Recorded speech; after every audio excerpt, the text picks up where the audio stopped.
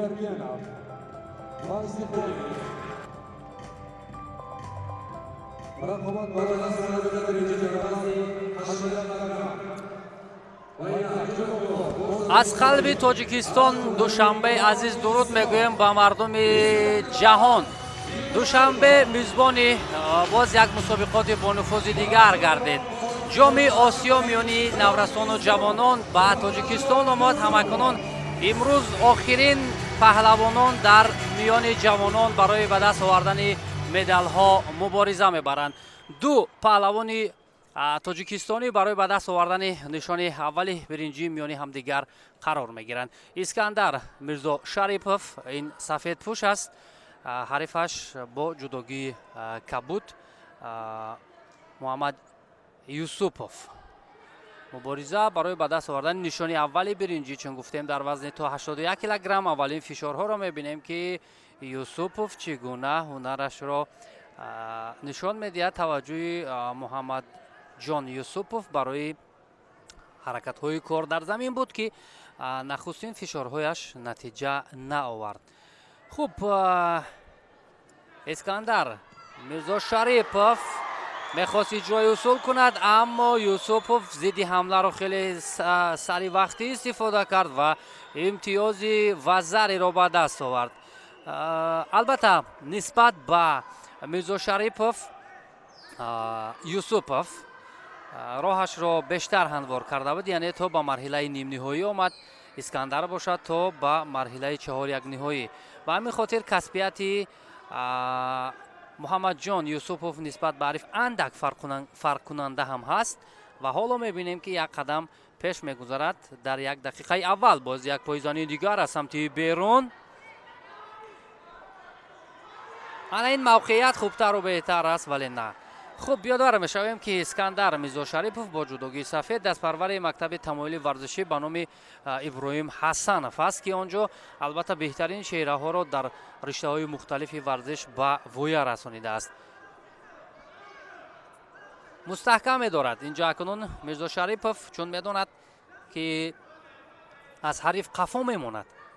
бо як имтиёз ӯ мехоҳад имтиёзи аз даст рафта ҷуброн шавад, вале фикр мекунам юсупов ба ӯ ба осонӣ иҷоза намедиҳад. усули камариро истифода кард ва хеле олӣ ҷуброн кард. бисёр хуб, бисёр хуб. фишорро ду маротиба зиёд кард ва тавонист ки имтиёзи вазари аз даст рафтаро ҷуброн кунад ва ҳоло буғӣ кардан аз ҷониби юсупов то куҷо муваффақ мешавад. бисёр ҳолати хатарнок аст. муҳаммадҷон юсупов мавқеияти бисёр хубро ва билохира таслим мекунад, ҳарифро таслим мекунад. юсупов, муҳаммадҷон юсупов бо фишори бисёр ҳам баланд, ҳарчанде ки дар кӯтоҳтарин фурсат имтиёзро аз даст дод, вале талош кард ҳамин имтиёзи аз даст рафта ҷуброн шуд. ва акнун дар ҷоми осиё миёни ҷавонон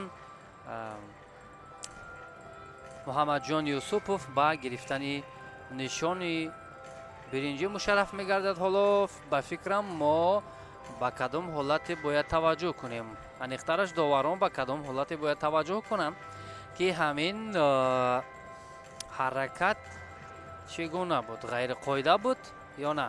инҷо аз пой доштааст, аз почаи шалвар медошт, дуруст буд ва ин ҳам дуруст аст. хуб, муҳаммадҷон юсупов ба гирифтани нишони аввали биринҷӣ вазни то 81 килограмм мушарраф мегардад. искандар мирзо шарипов бошад мақоми панҷумро ишғол кард.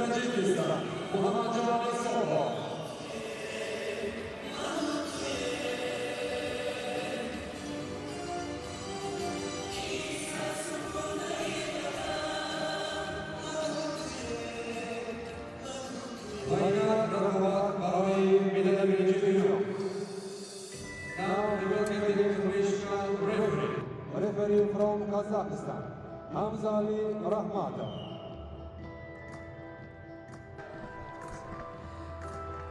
خب اکنون یک نیروسنجی در وزن تو 81 کیلوگرم برای به دست آوردن نشان برنجی و انجام رسید و ما توجه میکنیم به رقابت دیگر. خب شهرام محمد کریمов از ازبکستان سفیدپوش بر مقابل پهلوان تاجیکستانی نیروسنجی میکند. این محمود جان حکومتوف است، فرزند رؤوف حکومتوف. اگر اشتباه نکنیم یکی از مربیان خوشنام تاجیک. تلاش برای به دست آوردن نشان دوم برنجی امروز براستی حکومتوف بسیار خوب درخشید، اما راهش تا به مرحله نیم نهایی آمد. آنجا از هموطن خود ناکام گردید و حالا میبینیم که بر مقابل پهلوان ازبکستانی تا کجا مهارت خود را نشان میدهد محمود جان حکومتوف. خب همه چیز آماده است، داور هم آماده است. ما هر دو را به مرکزی میدان دعوت میکند و بعد از چند لحظه رقابت هم شروع میگردد. یادآور میشیم بار دیگر که محمود جان حکومتوف کبودپوش است، این پهلوان از تاجیکستان، و شهرام محمد کریمov سفیدپوش از جمهوری ازبکستان. رقابت آغاز گردید. تلاش برای به دست آوردن نشان دوم برنجی. حالا هر دو هم از سر آستین بسیار مستحکم داشتند. موقعیت را در حال دیگر میکند حکومتوف. توجه برای هلوک درونه، اما چون عادت دقیقه های اول یک کم مرحله آموزشی پهلوانان است، یکدیگر را می‌آموزند، روش یکدیگر را می‌آموزند و بعدا پرتاب میکنند. فکر میکنم الکی دیر شد، داور به هر دو شیدو میدهد، چرا که از حد زیاد داشتند، حرکت نکردند و این را هم به خوبی ما پای بردیم. داور به هر دو شیدو داد. اشاره داور هم به کمکاری بود، کم فعالی بود. این رو خودی پهلوانان هم درک کردند. اکنون کمی فاصله هست در این میان، فاصله هست، از هم دیگر فاصله میگیرند هر دو این پهلوانان و بعدا اینجا با سری سیوجی یا اصول کمری رو میخواست استفاده برد پهلوان ازبکستانی. یادآور میشم که محمود جان حکومتوف منصور جان دولتوف را در دوره اول پهلوان تاجیکستان را شکست داد. در مرحله دوم صدام میساقوف را از صدی راه خود بیرون کرد و حالا یک فشار از جانب پهلوانی ما، ولی حالتهای کار در زمین را نماینده ازبکستان میخواهد استفاده برد، اما غیر قاعده بود. بعدا در مرحله سوم رقابت ها پهلوان دیگری تاجیکستانی ابوبکر عبدوجلیل زاده رو شکست داد. حکومتوف به مرحله نیم نهایی آمد که آنجا از ذکرالله شریپوف شکست خود و مستقیما به اینجا آمد. پهلوان ازبکستانی باشد تا به مرحله 4-1 نهایی آمد. شهرام محمد کریمov در مرحله اول آزاد بود، رقابت را از دور دوم شروع کرد. فرقت میروف از تاجیکستان را شکست داد، اما در مرحله 4-1 نهایی از محمد جان یوسفوف ناکام شد. به مرحله تسلا بخش آمد. در مرحله تسلا بخش توانست که عبدالله لایقوف را پهلوان تاجیکستانی را شکست بدهد و راهش را تا به اینجا هموار کند. روی تعیین نموده هر دو را گفتیم و اکنون توجه پره به جریان رقابت. از توموینگی را هم استفاده کرد اینجا حکومتوف، ولی موفق نشد. فشار برای حرکت های در زمین ادامه می‌یابد. ما در 3 روز قبلی به خوبی دیدیم که پهلوانان نورس و جوان ما الکی از حرکت های کار در زمین خیلی به طور اعلی و به طور شایسته استفاده کردند. ما بینیم همین چهره های نفران سنی سال بالایی، این هم وابستگی دارد از محبت آنها به گوشتنی جدا که آمدن تا نورسان را دستگیری کنند. از سر آستین می‌دارند هر دو. مستحکمتر است داشتن‌های حکومتوف، ولی این گونه داشتن‌ها اگر پرتاب عمل اجرا نشود فایده ندارد. پهلوان ازبکستانی از هلوک درونه استفاده کرد، از هلوک بیرونه انیخترش، اما موفق شده نتوانست.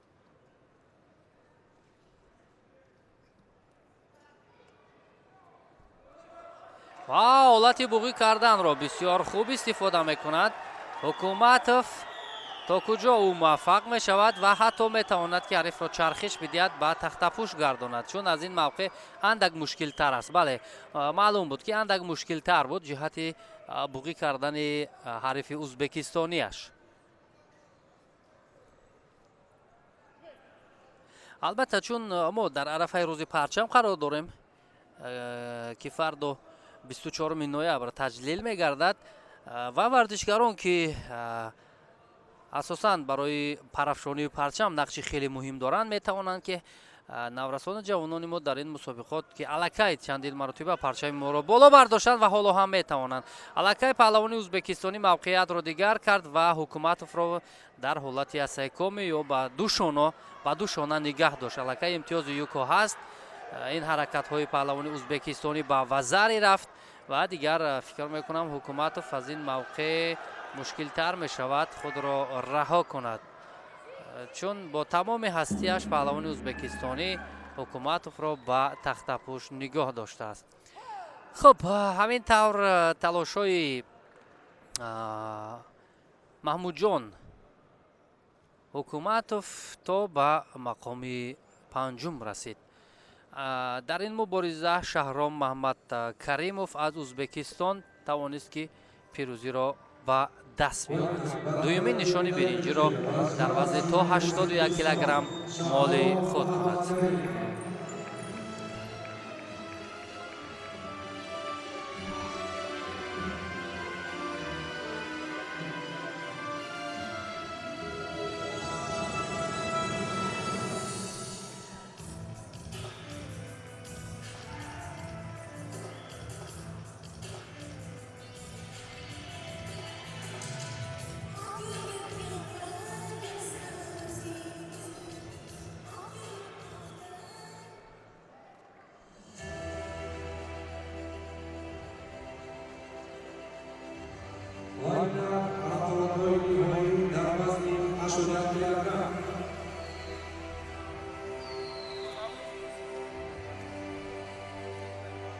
And now we are welcoming the international referee.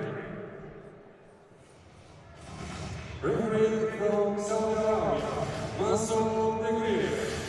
خب دوستان ارجمند، اکنون ما پورا توجه میکنیم به مرحله نهایی برای به دست آوردن نشان طلای وزن تا 81 کیلوگرم.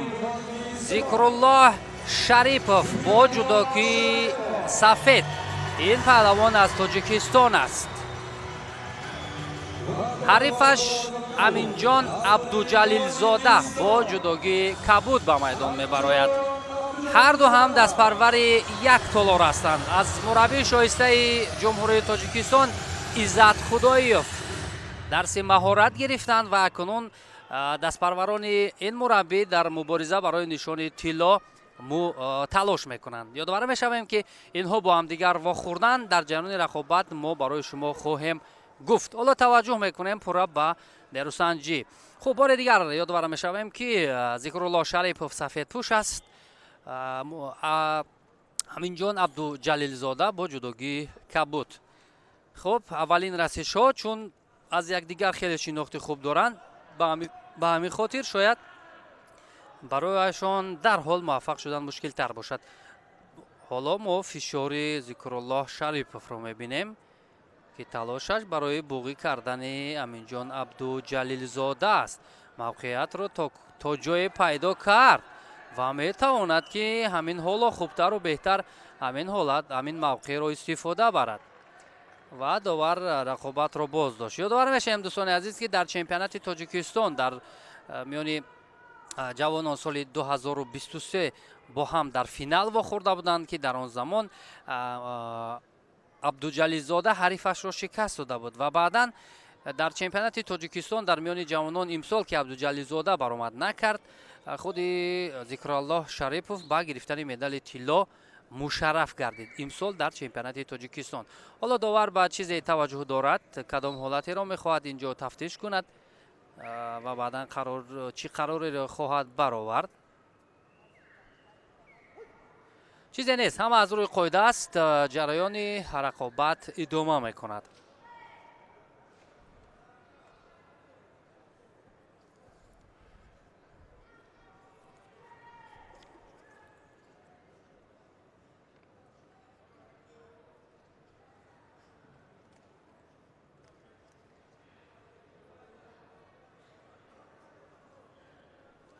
البته عبدالجلیزاده در چمپیونات جهانی نورسان هم اشتراک کرده بود. در جام آسیا با گرفتن نشانی برنجی هم مشرف شده بود میانی نورسان. همزمان مقام پنجم را در چمپیونات آسیای نورسان اشغال کرده بود که تجربه اندک بیشتر هم دارد نسبت به حریفش. ولی حالا این مسابقات باز دیگرتر است. فشار شریف را ما از دقیقه های اول میبینیم که خوبتر و بیشتر به نظر میرسد.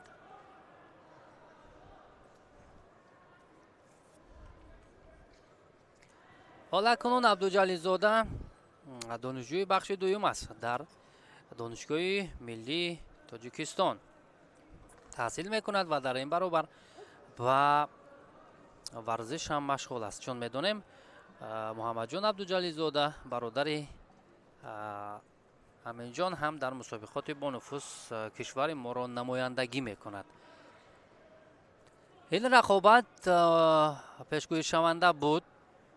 با کدام خاطر پیشگویی شونده بود؟ با اون خاطر که چندان سرعت بلند نخواهد داشت، بیشتر با دفاع هر دو حرکت میکنند و بر مقابل همدیگر با آسانی غلبه نخواهند کرد.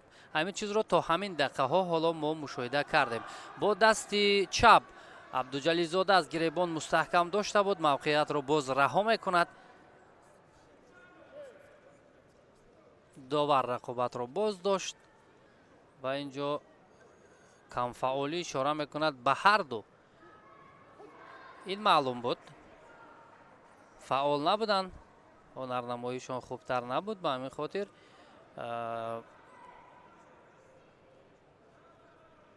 داور به هر دو شیدا داد. شاید همین شیدا، همین مجازات آنها را فعالتر و خوبتر کند. جریان رقابت را با اصول تیمسا و یک لحظه میخواست استفاده برد شریپوف، اما این موقعیت را عبدالجلیزاده با او نگذاشت.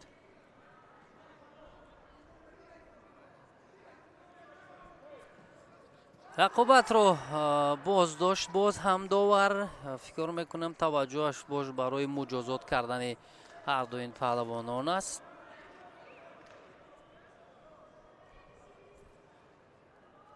بله، به هر دو شیدا داد. این معلوم است که به خاطر چی اجرای اصول ها، حرکت ها کم در کم استفاده می شوند. ولی باز توجه به چیزی هست. نه، اینجا همون تابلو یا اکرانی که در نزد میدان است، همون کمی نقصان پیدا کرده است. به همین خاطر ما در مورد هر دو هم البته گفتیم، مخصوصا در مورد عبدالجلیزاده که در وزن 73 کیلوگرم قبلا هنرنمایی میکرد، در مسابقه‌های مختلف کشور ما رو هم نمایندگی کرد. و امروز اگر توجه کنیم بر راه تعیین نموده هر دو، ذکرالله شریپوف در دور اول آزاد بود. در مرحله دوم اسلاموف شهاب‌الدین اسلاموف را شکست داد. در مرحله سوم اسکندر میرزا شریپوف را از صدی راه خود بیرون کرد. در مرحله نیم نهایی محمود حکومتوف را ناکام کرد و راهش را تا به مرحله فینالی آورد. اما امین جان رقابت ها را از دور اول شروع کرد بر مقابل علی جان شاهزاده. در مرحله دوم باشد سلمان میرزایف را شکست داد. در دور سوم عبدالله لایقوف را از صدی راه خود بیرون کرد. در دور 4 و 1 نهایی در مرحله نیم نهایی باشد محمد جان یوسفوف را و تا به اینجا آمد. خب اکنون هنرسنجی آغاز می‌یابد. باز از مرکزی گیلم یک توجه عبدالجلیزاده بود. اون بخواست همون اصول پوشناکی را استفاده برد، ولی تلاش شریپوف باز هم فکر میکنم برای حالتهای بوغی کردن یا نه، در مجموع استفاده از حالتهای کار در زمین است و توانست که حریف را با تخته پوش گرداند که این حالت الکی اسیکامی حساب کرده می شود. در ثانیه های پایانی حداقل یوکو نه تا یوکو رفت شریپوف و داور اینجا رقابت را باز داشت. فکر میکنم تا یوکو نرفته بود تا 4 ثانیه، اما این رو довар хубтар медонад. Агар ҳамин гуна юко бошад, пас тамом.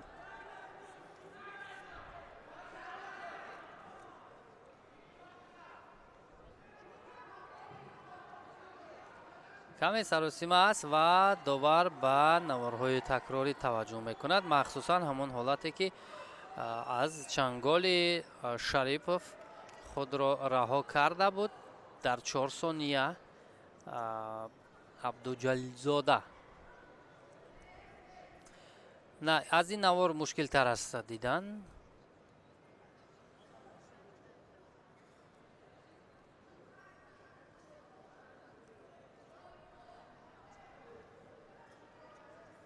منتظر مشویم ما قرار نهایی را که بعد از دیدن این نوارهای تکراری داور چی اشاره میکند.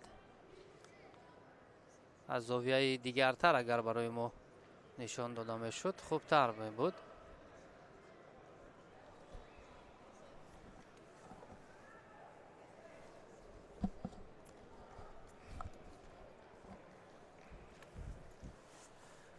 خب اکنون توجه میکنیم ما حریف رو به تخت پشت گردانید. حالتی از کام بعداً حساب کرده شد. انا همینجا حساب کرده شد و بعداً تا چند ثانیه نگاه داشتن این داور باز خوبتر همین حالت رو قضاوت خواهد کرد.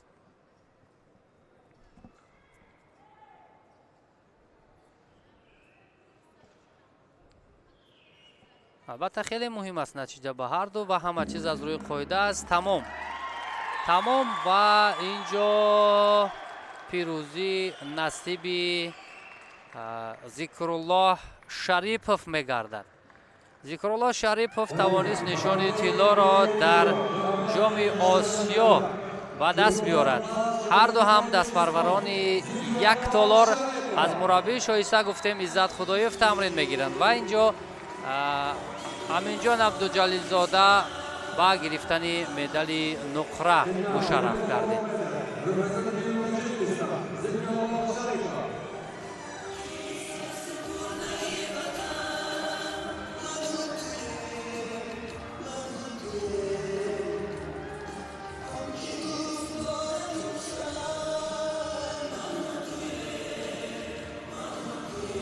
در ثانیه‌های پایانی توانست که نتیجه را دیگر کند ذکرالله شریپوف و موفق هم گردید.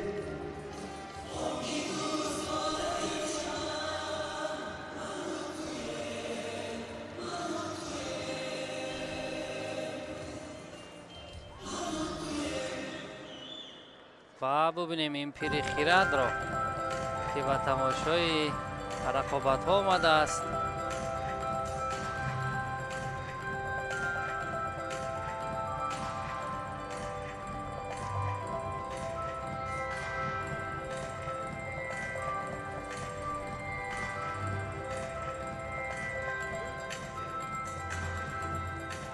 حاضرین ایرانی رو گرامی اینا توجه می‌نمایید و مراسم اسپوری در وزن 70 کیلوگرم میان عنوان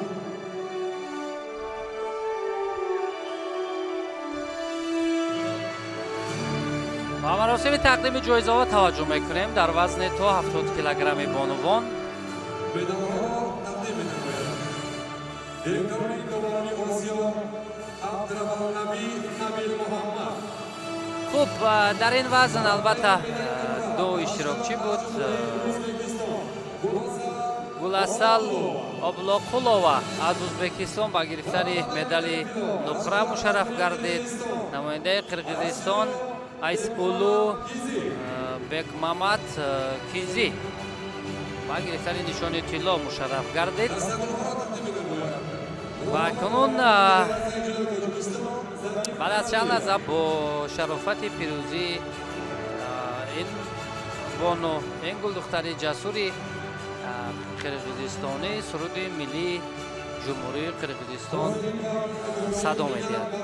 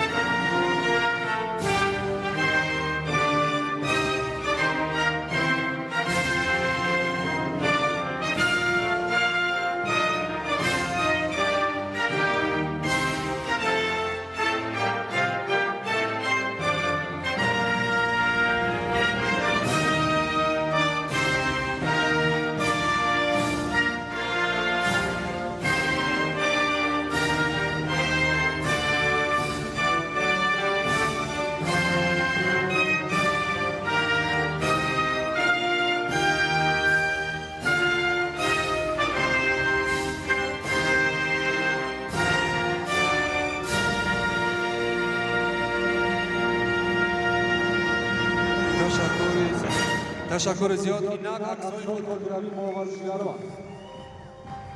اکنون به عنوان وزن تا 70 کیلوگرم نشان جایزه‌های خود را گرفتند.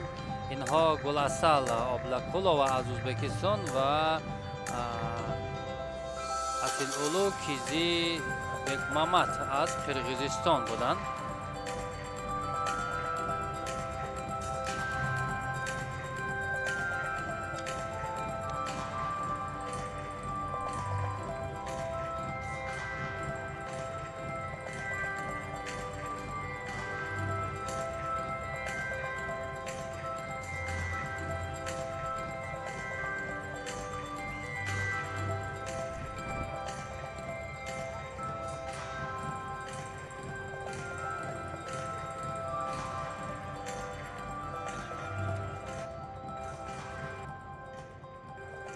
خب ما بعد از چند لحظه توجه میکنیم به نیروسنجی های وزن تا 90 کیلوگرم و اینم ببینید کوچکترین مخلصان جودو دوستداران گوشین هم به اینجا آمدند و دوستان عزیز اینجا هم باز مراسم تقدیم جایزه ها هم صورت می گرفته است و به عنوان تا 78 کیلوگرم که در این وزن یک نفر اشتراکچی بود و مستقیما به گرفتن نشان طلا مشرف گردید.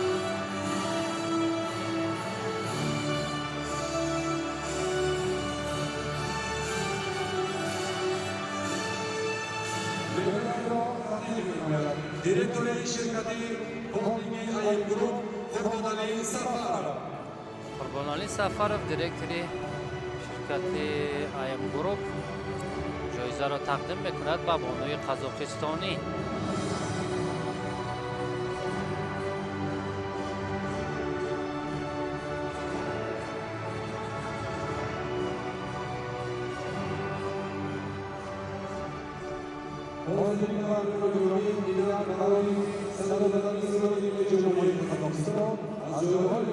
و اکنون به شرافت این سرود ملی قزاقستان صدا می‌دهد.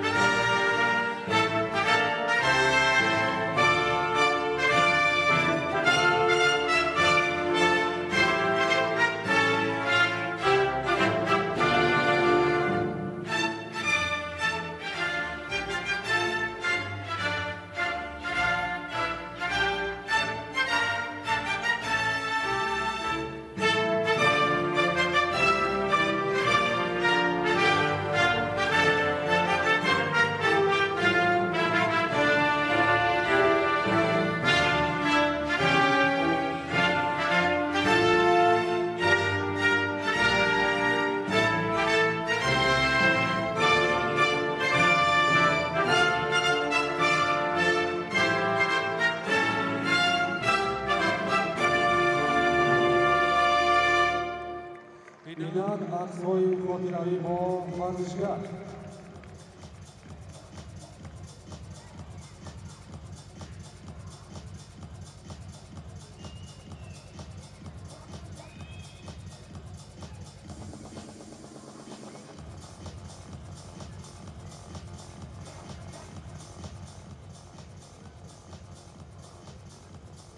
حاضرین و مهمان گرامی رقابت‌های نهایی را ادامه می‌دهیم. رقابت در وزن تا 90 کیلو برای به دست آوردن مدال برنزی.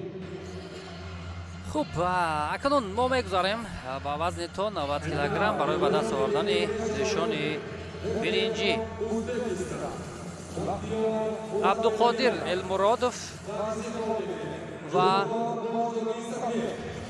озаррахш, ҳомидов ҳар ду ҳам паҳлавонони тоҷикистонӣ ҳастанд ки барои ба даст овардани нишони аввали биринҷӣ дар вазни то 90 килограмм мубориза мебаранд.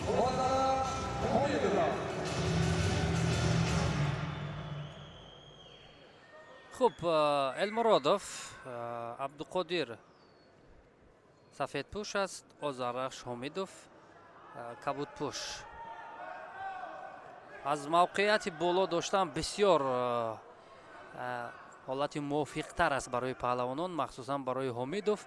агар ҳалуки даруна ё ҳамон учиматаро хубтар истифода кунад, дар ҳамин ҳолат метавонад дар кӯтоҳтарин фурсат муваффақ шавад.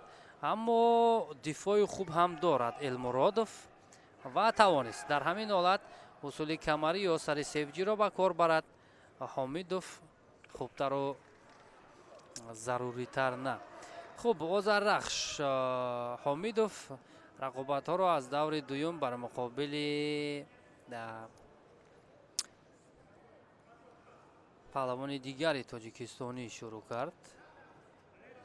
бар муқобили Азамзода, Юсуфҷон Азамзода оро шикаст дод. дар марҳилаи чаҳор якниҳои Одиназодаро ҳам аз садди роҳи худ берун кард, вале дар марҳилаи нимниҳоӣ аз Ҳамза Ардашери Ҳамза аз Тоҷикистон шикаст хӯрд ва мустақиман ба ин ҷо омад. ҳарифаш Элмуродов бошад. То ба куҷо омад Элмуродов? То ба марҳилаи чаҳор якниҳоӣ омад. ӯ сараввал дар даври аввал озод буд. дар марҳилаи дуюм паҳлавони тоҷикистонӣ Абдулмумин Раҳимовро шикаст дод, вале дар даври чаҳор якниҳоӣ аз Паншер Муминов шикаст хӯрд. ба марҳилаи тасаллубахш омад ки онҷо Нуроншоҳ Муҳаммадшозода паҳлавони дигари моро ноком кард ва ба даври мубориза барои нишони биринҷиро пайдо кард. ва мавқеияти хеле хуб аз ҳалуки даруна ва имтиёзи чӣ? инҷо имтиёз нест, довар хомӯш аст.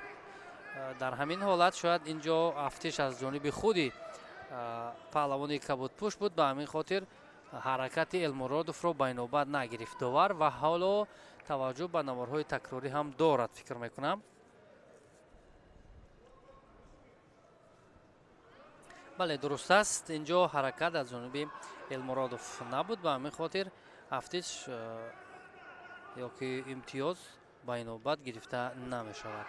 рақобат идома дорад. бо дасти чап аз сари остин Ҳомидов бисёр мустаҳкам доштааст ва боз аз пасгиребон барои мавқеияти хубтар ё ҳолати муносибтарро пайдо кардан талош мекунад. як пойзании дигар ва ҳалуки даруна. ҳамин мавқеият бисёр хуб аст барои Элмуродов, аммо аз чӣ бошад ки ба таври зарурӣ истифода намешавад.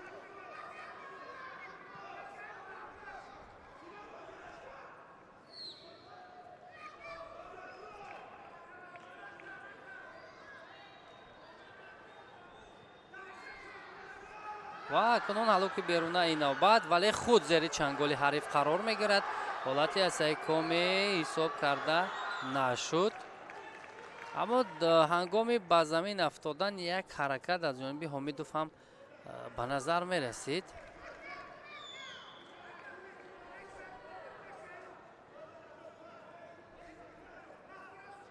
бештар аз як дақиқаи дигар боқӣ монд то анҷоми ин рақобат. ҳоло ҳар ду ҳам натавонистанд ки ба гирифтани имтиёз мушарраф шаванд.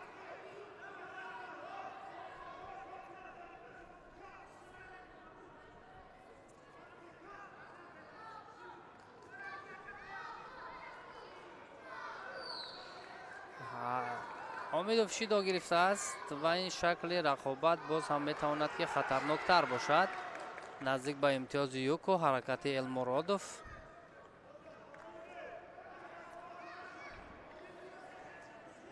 ҷоми Осиё миёни наврасону ҷавононро ки ба Тоҷикистон оварданд, ин воқеан беҳтарин фурсат барои наврасону ҷавонони мо хоҳад буд, чаро ки дар майдони худ, дар хонаи худ, дар назди мухлисон бо рақибони андак пурқуввати ки таи осиё мубориза мебаранд. Юкоро ҳам ба даст меорад Элмуродов дар сонияҳои поёнӣ. Ин бар нафи ӯ хоҳад буд, чун акнун метавонад ки ҳатто вақтро ҳам кашол диҳад бо ҳамин равиш, то дар ин нерӯсанҷӣ пирӯз гардад ва пирӯз ҳам гардид.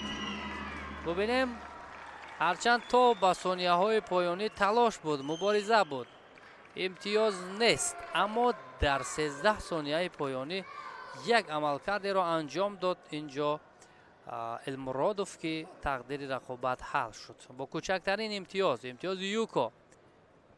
ва ӯ дар ин нерӯсанҷӣ дар ҷоми Осиёи ҷавонон акнун дар корномаи худ нишони биринҷӣ дорад.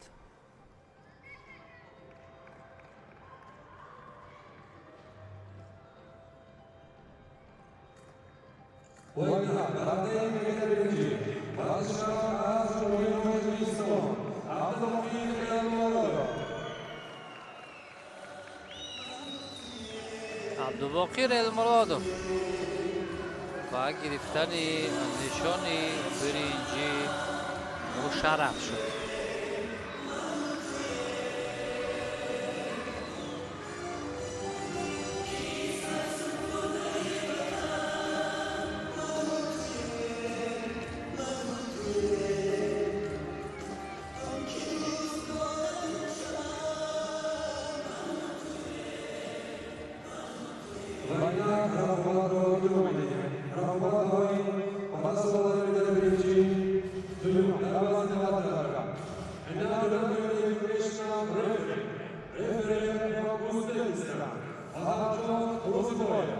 Аҷон Рӯзубоев, ин довар аз Ӯзбекистон, акнун рақобати навбатиро ҳакаме мекунад барои ба даст овардани нишони дуюми биринҷӣ.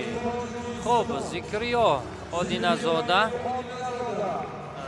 сафедпӯш ба майдон мебарояд ва Баҳромҷон Имомзода, он низ намояндаи Тоҷикистон аст. ҳар ду ин варзишгарон аз Тоҷикистон ҳастанд ва нишони дуюми биринҷӣ ҳам дар Тоҷикистон хоҳад монд. вале аз ҷиҳати натиҷаи инфиродӣ барои ҳар ду ин паҳлавонони ҷавон хеле муҳим аст, ки чӣ гуна ҳунарашонро нишон медиҳанд ва ин медалро касб мекунанд. Одиназода сафедпӯш аст, Имомзода кабудпӯш. мавқеят дарҳол ишғол карда мешавад. ҳар ду ҳам хуб аст, вале аввалин партоф аз ҷониби Имомзода буд, ки бисёр суръати баланд дошт, аммо натиҷаовар нагардид. хуб, ба Баҳромҷон Имомзода рақобатҳоро бар муқобили Сафиаллоҳ Бадриддинов, намояндаи дигари Тоҷикистон, аз даври аввал оғоз кард. дар марҳилаи дуюм тавонист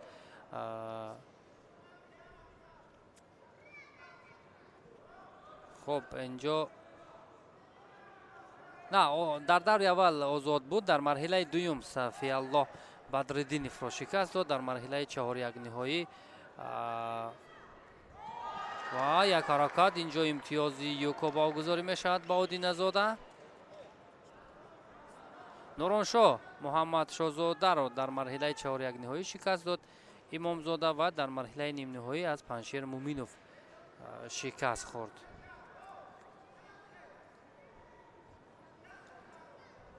ва мустақиман ба ин ҷо омад. Зикриёи Одиназода ва нерӯсанҷиҳои худро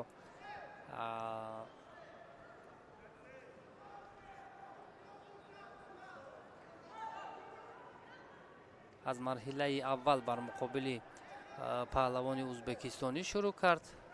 Муҳаммадҷон Юсуповро шикаст дод. ба марҳилаи дуюм омад, ки он ҷо тавонист Шамсиддин Валиев аз Тоҷикистонро шикаст бидиҳад. дар марҳилаи чаҳорякниҳоӣ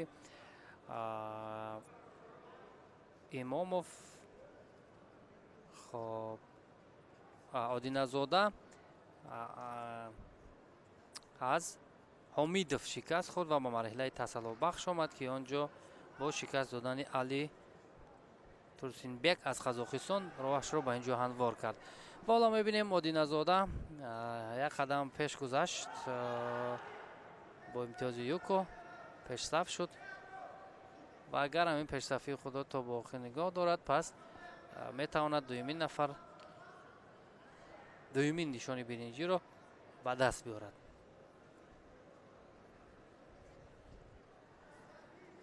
حالا همون موقعیت هایی که از سمت بالا اشغال میکنند پهلوانان آنقدر به طور درکاری نیست وگرنه ببینیم اگر همین فرصت حالا خوبتر و بهتر استفاده شود شاید مستقیما امتیاز کامل ایپان به دست بیاید.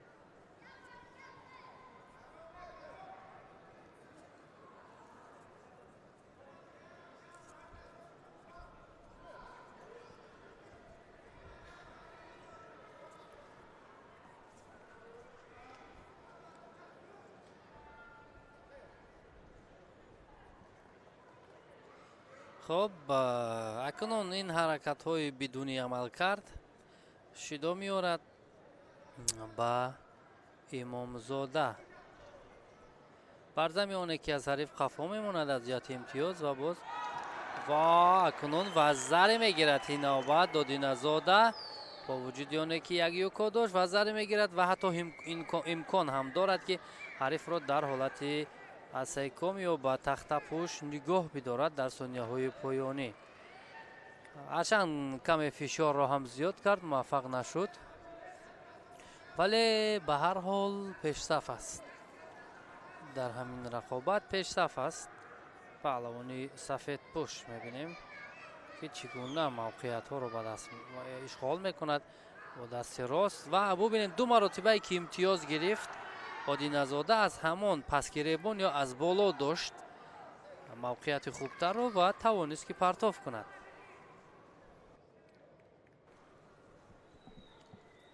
در وزن تا 90 کیلوگرم 18 نفر داوطلبان بودند و شیدای دویم باز به امامزاده و از میان 18 داوطلب نفران ارزنده توانستند که راهشان را تا به اینجا هموار کنند و برای مدال ها مبارزه برند. حتی دیگر آدینزاده می تواند که وقت را هم کشال دهد یا بیشتر دفاع کند همین پیشرفتی خود را نگاه دارد چون تا به این ثانیه ها او موفق بود و تمام با یک امتیاز وزر و یک یوکو ذکریای آدینزاده توانست که در این رقابت پیروزی را به دست بیارد و سزاوار مدال برنجی وزن تا 80 تا 90 کیلوگرم گردد.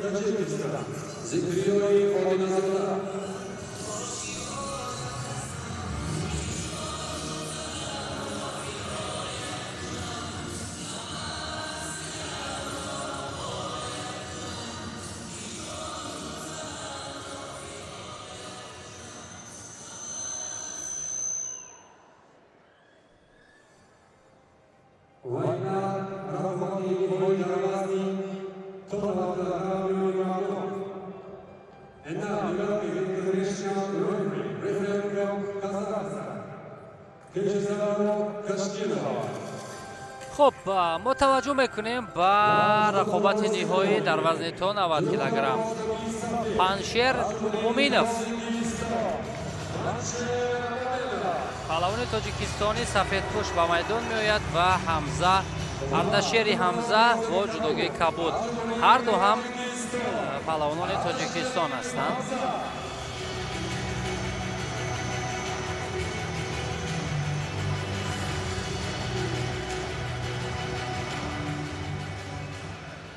خب اکنون 4 دقیقه در اختیار دارند و مبارزه برای به دست آوردن نشانی طلا. مومینوف سفید پوش، اردشیر حمزه کبود پوش. نخستین رسش ها خب اکنون داشتن از گریبانی هم دیگر و پر توجه برای پرتاب کردن یا پیدا کردن موقعیت خوبتر و مناسب تر است. ҳарифро наздиктар мекунад Муминов, вале на, худро ба замин мепартояд Ардашери Ҳамза ва дар ин ҳолат довар ҳам рақобатро боз дошт. Паншер Муминов нерӯсанҷиҳоро аз даври дуюм шурӯъ кард бар муқобили Суруш Саломов. Суруш Саломов аз Тоҷикистон буд, ӯро шикаст дод. Баъдан Абдумумин баъдан Элмуродовро шикаст дод. Абдубоқир Элмуродовро шикаст дод дар марҳилаи чаҳор якниҳоӣ. Дар марҳилаи нимниҳоӣ бошад Баҳромҷон Имомзодаро ва роҳашро ба ин ҷо ҳамвор кард Паншер Муминов. Ардашери Ҳамза бошад аз даври дуюм бар муқобили Ҷаҳонгир Алимов, паҳлавони тоҷикистонӣ, рақобатро шурӯъ кард. Ин амал кард бидуни натиҷа. Дар марҳилаи сеюм Ардашери Ҳамза Турсинбек Али аз Қазоқистонро шикаст дод. Ба марҳилаи нимниҳоӣ омад ки он ҷо Озарахш Ҳомидовро, паҳлавони дигари тоҷикистониро ҳам ноком сохт. ва мебинем ки мубориза барои нишони тилло на ба ин шакл мушкилтар буд барои Ардашери Ҳамза то усули сари китфро истифода барад.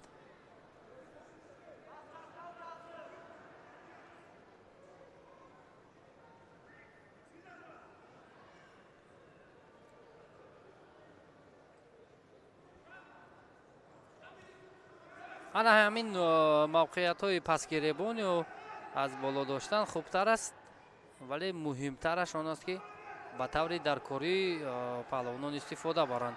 То мои нагиро як лаҳза ба кор мебарад Ардашери Ҳамза, аммо сари вақтӣ на.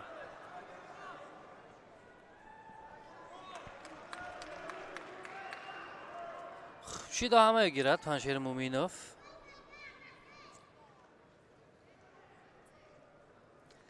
ва ба назди табибон равон мекунад Муминовро довар.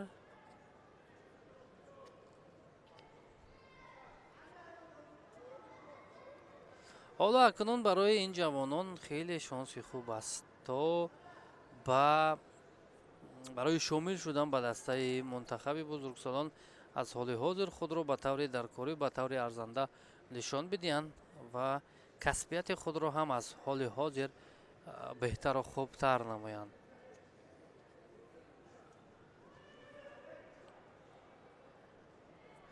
албатта дар чеҳраи Абдуфайёз Абдуҷалилзода каме ғамгинӣ ҳаст, чаро ки фарзандаш дар марҳилаи ниҳоӣ барои ба даст овардани нишони тилло мағлуб шуд, ҷои дуюмро гирифт.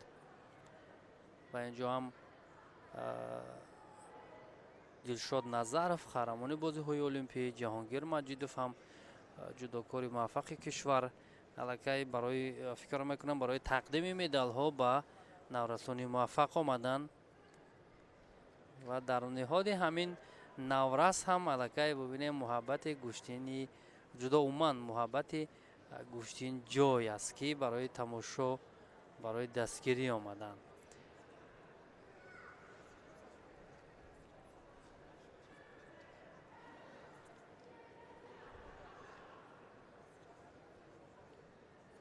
албатта фарҳанги мухлисӣ ва умуман ҳамин худи мухлисӣ дар Тоҷикистон аллакай бисёр ҳам як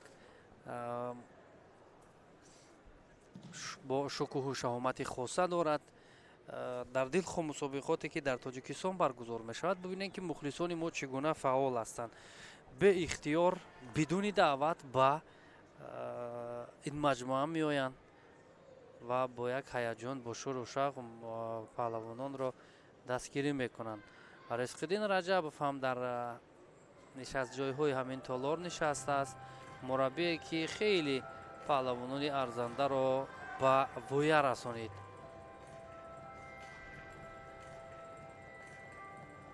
хуб, каме тӯл кашид дар назди табибон истодани Ардашери Ҳамза. андак шояд ҷиддитар бошад.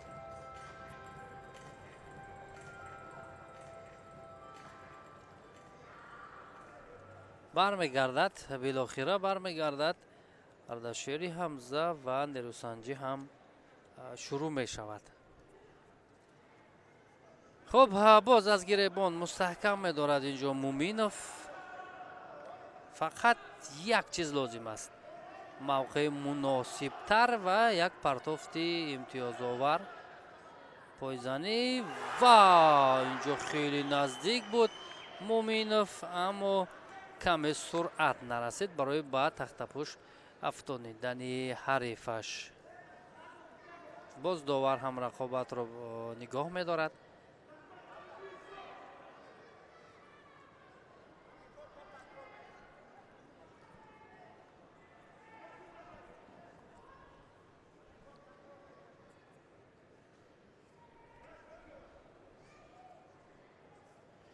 ва луки беруна ин навбат аз ҷониби Муминов истифода мешавад, вале нуқтаи ниҳоӣ надошт. пойзаниҳо ҳам мебинем.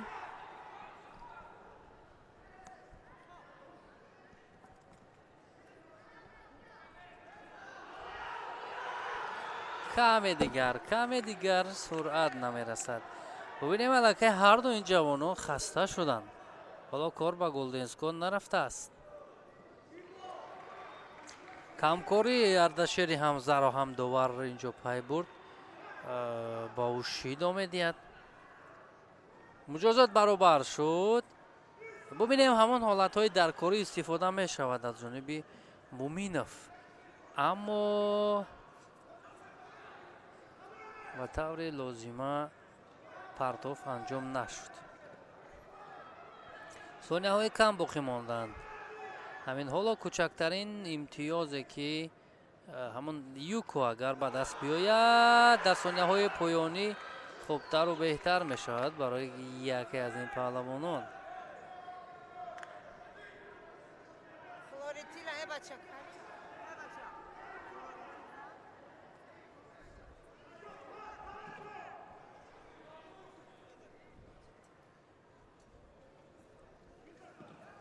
дар сонияҳои поёнӣ якунун фишор бештар мешавад аз ҷониби Муминов, аммо кор ба голденскон меравад.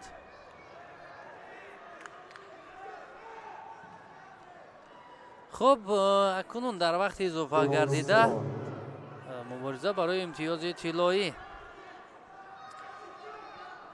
дар аксар вақт дақиқаҳои изофа гардида ҳасостар мешаванд аз дақиқаҳои асосӣ, чунки инҷо нахустин имтиёзе ки дарҳол варзишкар ба даст меорад, паҳлавон ба даст меорад, аллакай он ғолиб мегардад.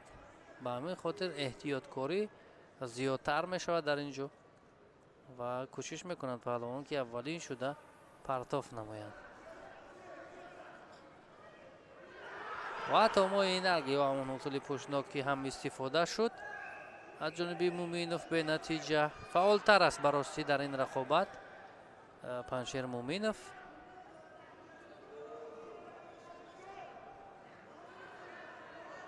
бо дасти чап аз гиребон дошт акунун ин навбат Ардашери Ҳамза, вале бо ду даст ҳаракат мекунад аз гиребон бидорад худи Муминов ва бенатиҷа шуд.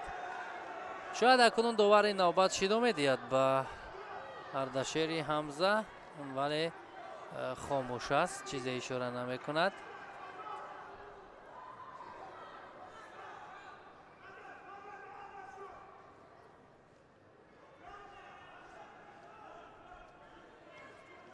пойзанӣ аз ҷониби ҳарду ва ҳалоки дарона Муминов истифода шуд, чандон дар кори не.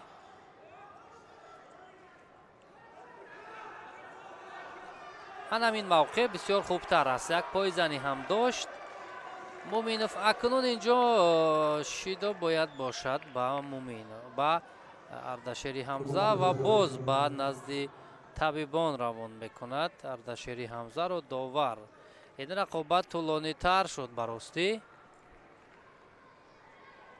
ҳамрӯз Раҷабов ҳам аз вилояти Суғд барои дастгирии паҳлавонон омадааст.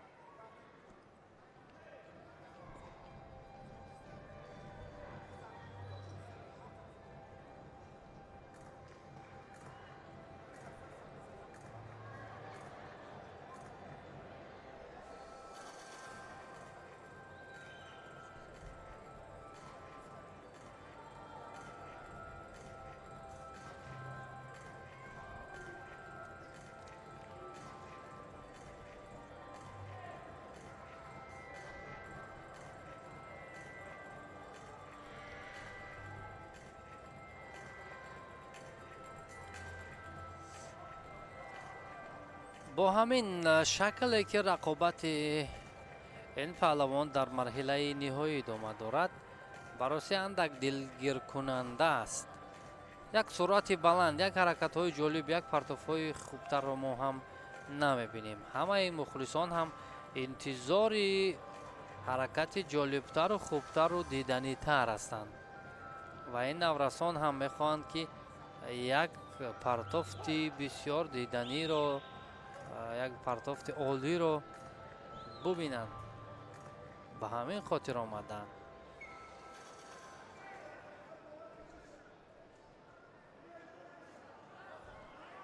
خب اکنون برمیگردد اردشیر حمزه به جریان رقابت.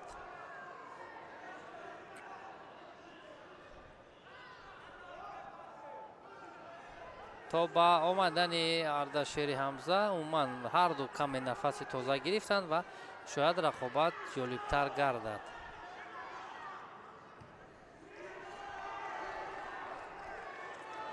بار دوم هم شیدو گرفت اردشیر حمزه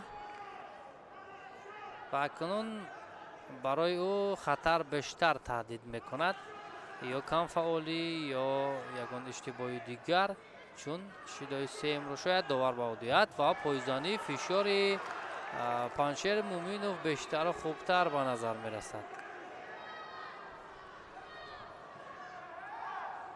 و یک مرتبه دیگر فکر میکنم همین گونه کم فعالی باشد، شاید داور شیدای سیم رو هم دید یا حال حاضر شیدای سیم رو میتد. نه، یک فرصت دیگر برای اردشیر حمزه برای خوبتر ادامه دادن این رقابت. پایزنی ها اکنون پیوسته، هر دو هم یک زیل پایزنی میکنند. مومینوف هم موقع خوبتر رو میخواهد جویا شود. اکنون از بالا داشت، میتواند که از حلوک بیرونه همین حالا استفاده برد مومینوف و این نوبت شاید داور هم قرار نهایی خود را برارد. نه، اجازه میدهد باز برای ادامه نریسانجی، چون اینجا گپ سر مدال طلا است، به همین خاطر با ورزشگر هم فرصت بیشتر داده می شود.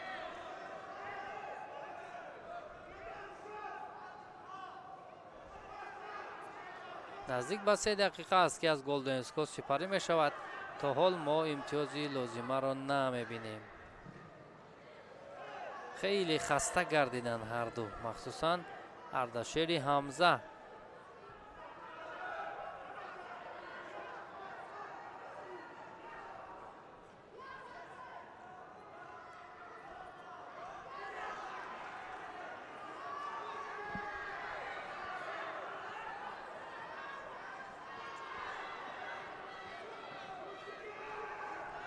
خب پایزنی ها از جانب مومینوف، دیگر کاری کردن نمیتواند اینجا اردشیر حمزه و خیلی خسته گردیده است. الکی فکر میکنم برای پرتوف کردن هم دیگر مداری ندارد. حتی خود فکر میکنم راضی است که شیدای سیم رو دید داور با او و همین طور هم میشود. خنسوک ما که برای گریختن از حمله رقیب اردشیر حمزه شیدای سیم رو میگیرد، از میدان خارج می شود و پنشیر مومینوف در وزن تا 90 کیلوگرم پهلوان تاجیکستانی با گرفتن نشانی طلا مشرف شد.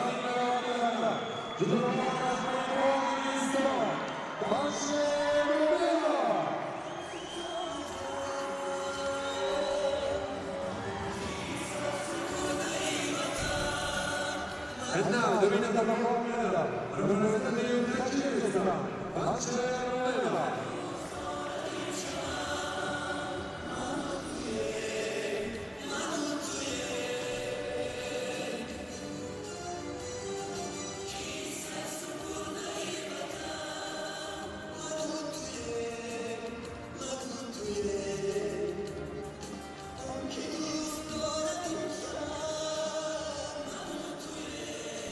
All the و مهمان گرامی اینک توجه می‌نماییم و مراسم جایزه‌سپاری در وزن تا 81 کیلوگرم میان مردان.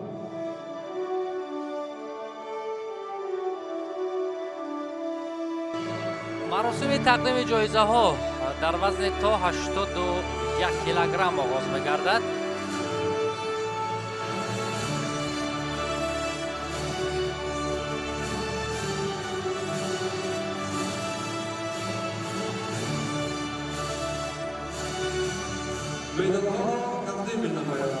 خوب معاون رئیس شهر دوشنبه عادلزاده دلبر رحیم مدال ها را تقدیم میکند و در برندگان نشان های برنجی شهرام محمد کریموف و پهلوان تاجیکستانی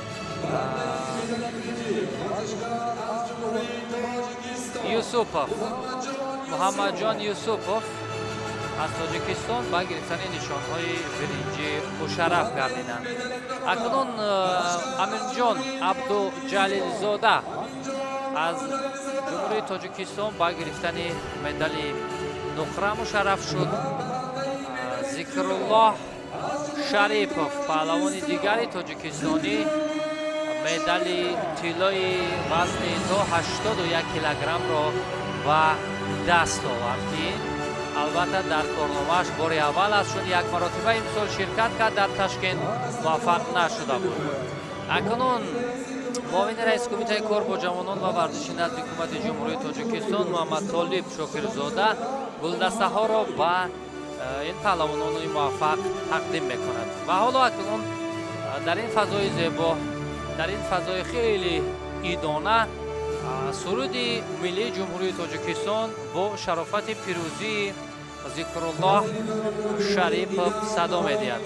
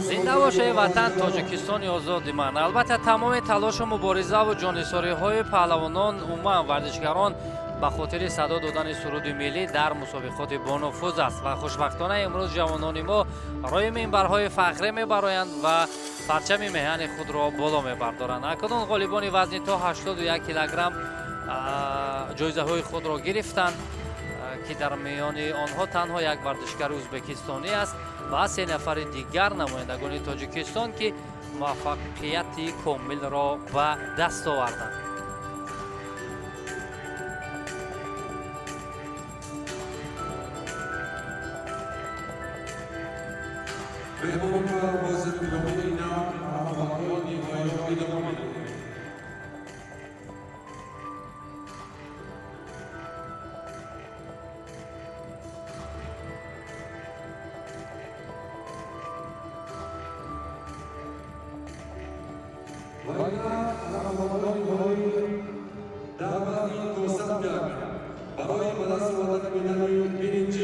بعد از چند لحظه ما توجه میکنیم برای رقابت‌های وزن تا 100 کیلوگرم که مبارزه ها نخست برای به دست آوردن نشان برنجی آغاز میگردد.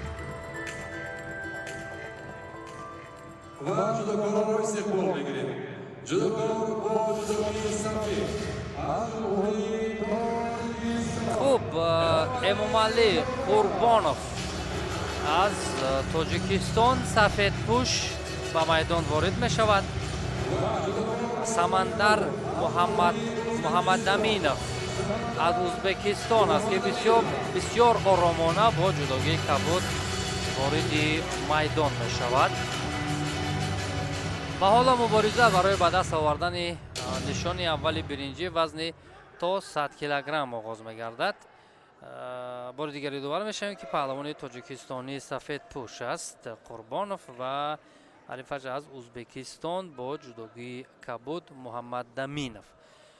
تلاش مبارزه و موقعیت خوبتر پیدا کردن برای قربانов خیلی و بسیار مهم است، چون او اکنون میتواند که در کارنامه‌اش با گرفتن یک نتایج اندک بزرگتر مشرف گردد.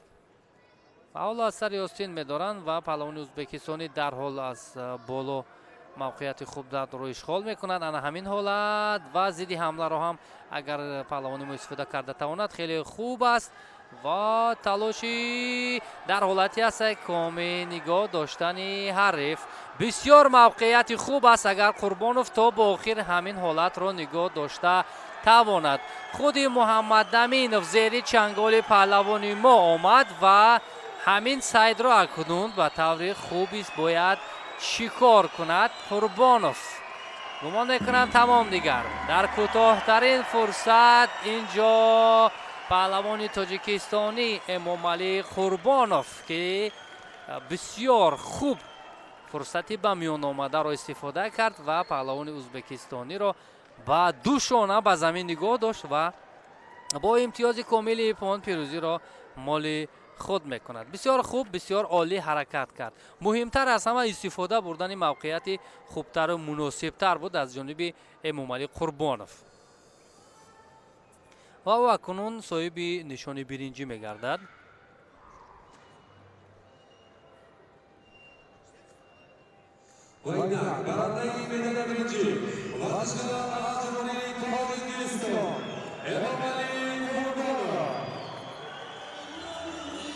برای امومعلی قربانov اکنون نتیجه قدم اول و نتیجه اول خواهد بود و میتواند با ایستگی با میدان‌های خوبتر و بهتر براید.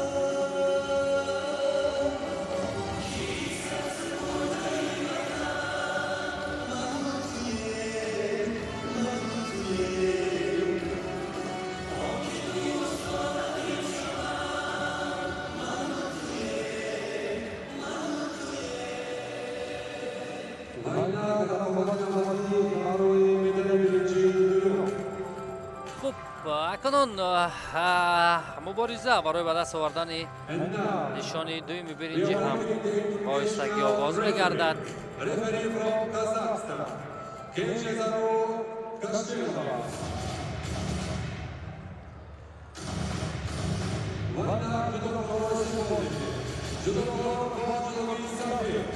خوب رستم نظرов سفیدپوش در وزن تا 100 کیلوگرم و شاهرخ عمرov کبودپوش هر دو هم پهلوانان تاجیکستان هستند. برای نشان دوم برنجی رقابت را آغاز میکنند.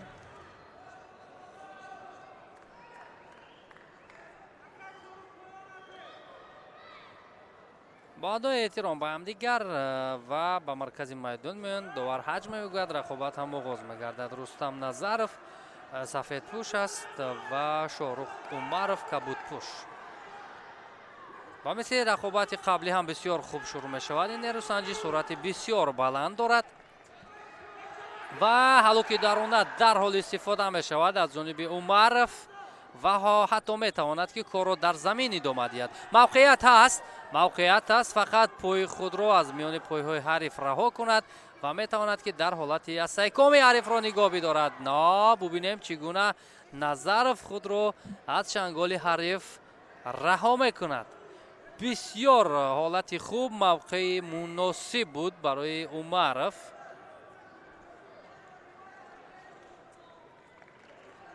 аммо натавонист ки ин ҳолатро ба таври хубтару беҳтар истифода барад.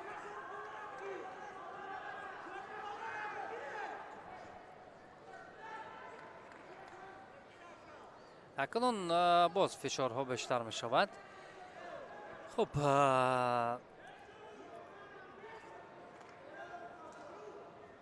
эмомалӣ қурбонов рақобатҳоро мустақиман мазарат инҷо рустам назаров рақобатҳоро мустақиман аз марҳилаи ва заре вагузорӣ мекунад довар.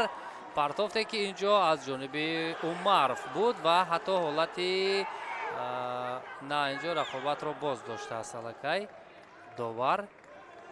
аммо партоф наздик ба ипон ҳам буд. ҳаракате ки аз ҷониби Умаров буд. таваҷҷӯҳ мекунем як бори дигар аз ин зовия. вазаре боз пас гирифта мешавад. юко ба Умаров рақобат идома мекунад. рустам назаров дар марҳилаи 4 ниҳоӣ қарор дошт. мустақиман аз арустан улсаитови қазоқ шикаст хӯрд ва мустақиман барои ба марҳилаи тасаллобахш омад ӯ ва баъд ба марҳилаи тасаллобахш эргашзодаро шикаст дод ва роҳашро ба ин ҷо ҳамвор кард. шорух Умаров паҳлавони кабудпуш рақобатҳоро аз зергурӯҳи шурӯъ кард. аз зергурӯҳи б шурӯъ кард аз марҳилаи нимниҳоӣ ки он ҷо аз Дауд Палтушев аз Қирғизистон шикаст хӯрд. мустақиман акнун ин ҷо қарор гирифт. ҳоло Умаров бо як имтиёзи юко пешсафаи худро исбот мекунад дар ин ҳолат. ва акнун ипон дигар фурсате нест барои рустам назаров. ӯ чиматаро бисёр хубу саривақтӣ истифода мекунад. шорух Умаров ва дар ин рақобат медали дуюми биринҷи вазни то 100 килограммро моли худ мекунад.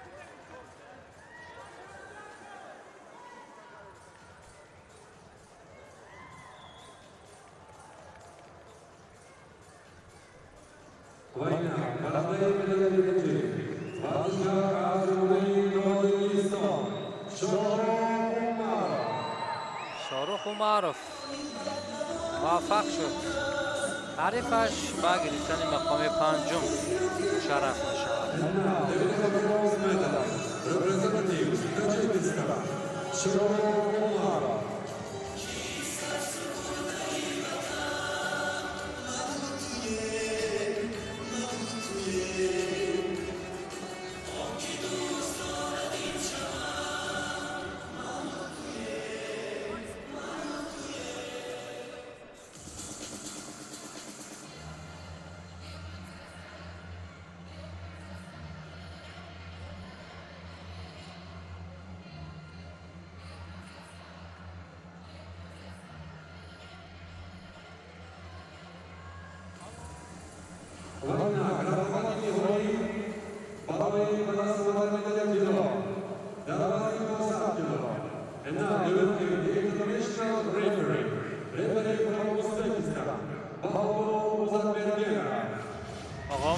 Узанбердиев аз Узбекистон ин рақобати ниҳоиро ҳакамӣ мекунад. хуб, Дауд Палтушев аз Қирғизистон сафедпӯш ва ҳарифаш аз Қазоқистон аст Арустан Улстаитов. акнун шояд нахустин рақобате бошад ки бидуни паҳлавонони мо сурат мегирад. мутаваҷҷеҳ мешавем ин рақобат то куҷо ҷолибу диданӣ хоҳад буд. хуб, паҳлавони қирғизистони сафедпӯш Дауд Палтушев ва кабудпӯш аз از قزاقستان است و چگونه سرعت بلند کسب میکند این رقابت. در اولین رسش‌ها فشار رو بیشتر میکند نماینده قرقیزستان رستم اولساییتوف در رقابت اول خود رستم نظرов پهلوان تاجیکستانی را شکست داد. در مرحله 4-1 نهایی باشد سمندر محمد دامینов پهلوان ازبکستانی را وایپون چگونه زیبا حرکت کرد. در کوتاه‌ترین فرصت پهلوان قرقیزستانی حریف را از صد روی خود بیرون میکند. هنوز از اولین رسش‌ها از اولین داشتن‌ها معلوم بود که با فشار خیلی بلند داود پالتوشف حرکت میکند و بالاخره موفق هم گردید.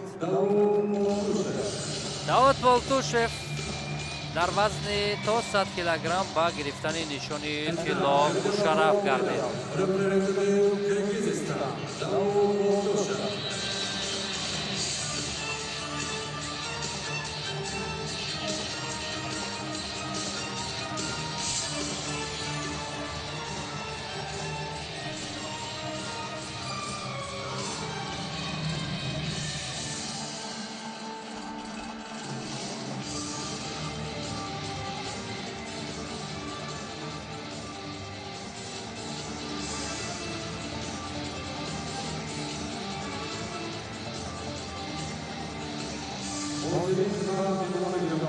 ببینید محبت مخلصان ما با همه پهلوانان خیلی زیاد است.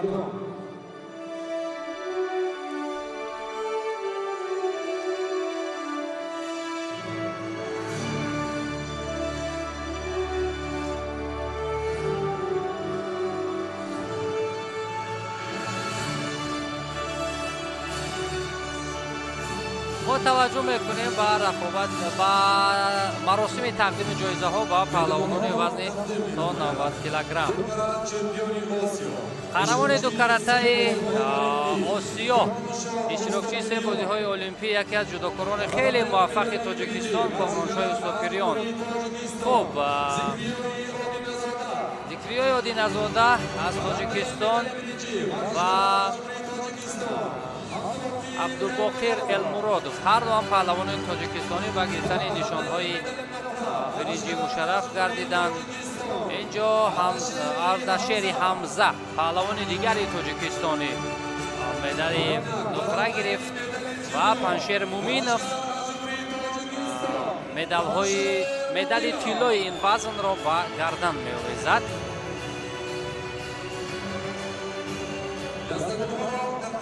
خوب اکنون اجرا کننده وظیفه دیرکتوری تلویزیون ورزش شورای ورزش استاد علی شریفی اکنون دستگل‌ها را با نفران موفق تقدیم میکند. و حالا با شرافت پیروزی پنشیر مومینوف سرود ملی جمهوری تاجیکستان صدا می‌دهد.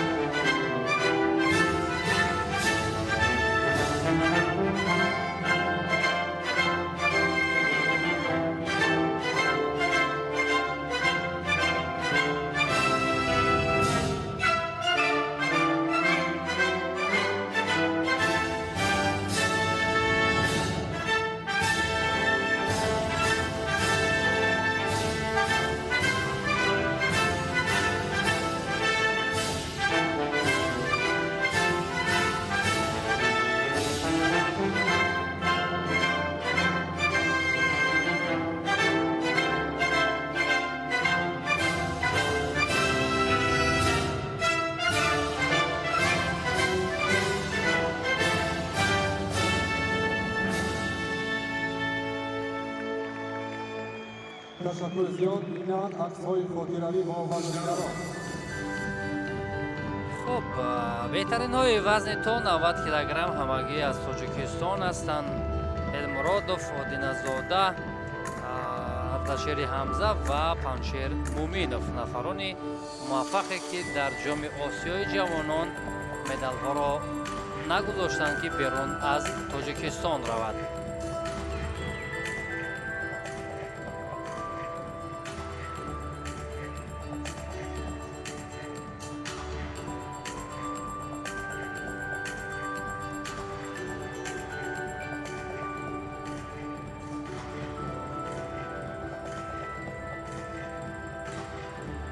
حاضرین مردم گرامی، رقابت‌های پایان ادامه بدهیم.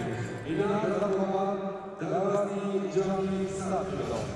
برای برآورده مدال برنجی ما توجه میکنیم با وزن جمعی 100 کیلوگرم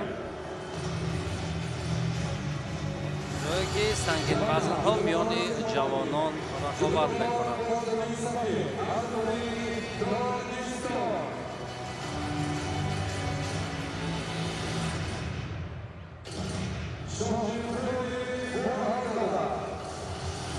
خب برهانزاده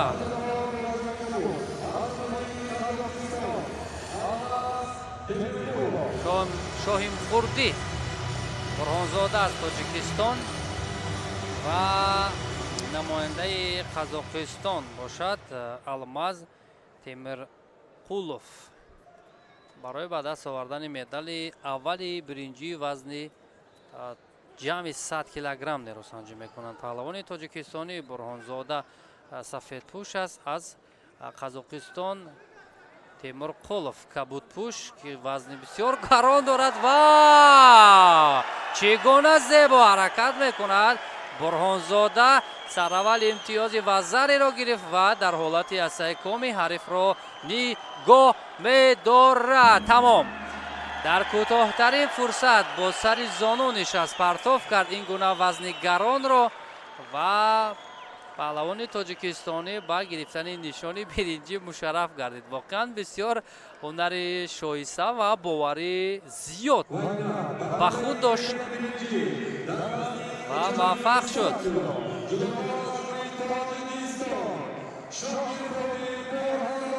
شاهیم خوردی برهانزاده از تاجیکستان بسیار موفق شد.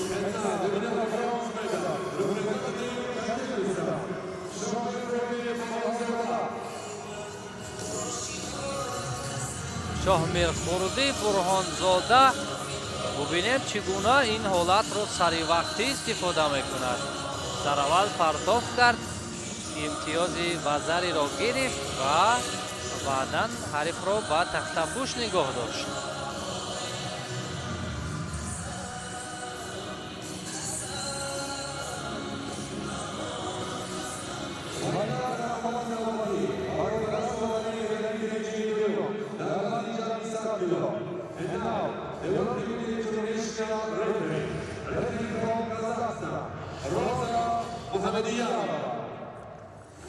خب روزا محمدیانова از تاجیکستان رقابت را حکمی میکند و ما توجه میکنیم و رقابت دومی مبارزه برای به دست آوردن نشان برنجی.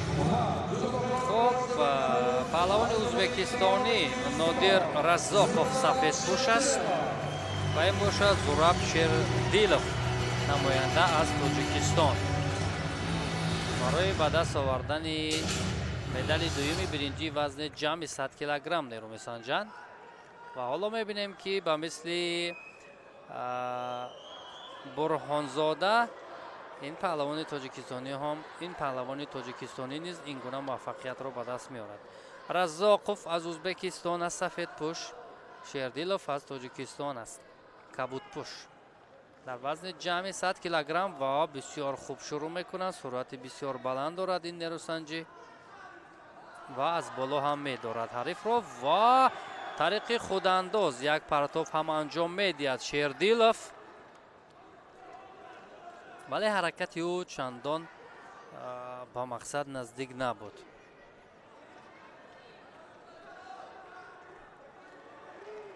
زورаб شیردیلов رقابت ها را از مرحله نیم نهایی شروع کرد اما از پهلوانی узбекистони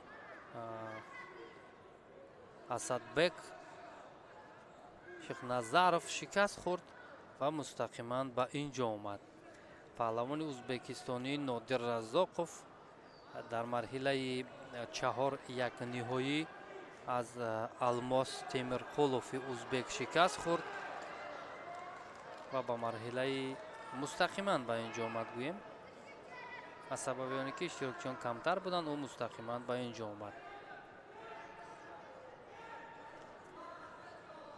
ва ҳоло бар муқобили паҳлавони мо рӯбарӯ шудааст ки то кунун мо натиҷаро намебинем.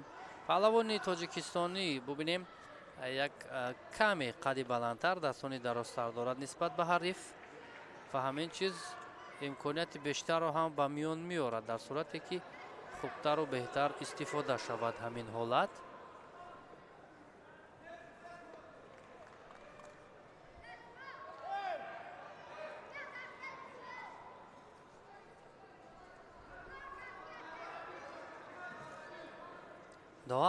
довар ҳам ба ҳарду шидо дод, ҳам ба хотири камкорӣ, чун ин гуна шакле ки онҳо рақобат мекунанд қобили қабул нест. ва фишори паҳлавони узбекистониро мебинем ки аз гилем ҳам берун шуданд ҳарду. ва мехост Раззоқов ки дар замин кор кунад, вале довар рақобатро боз дошт.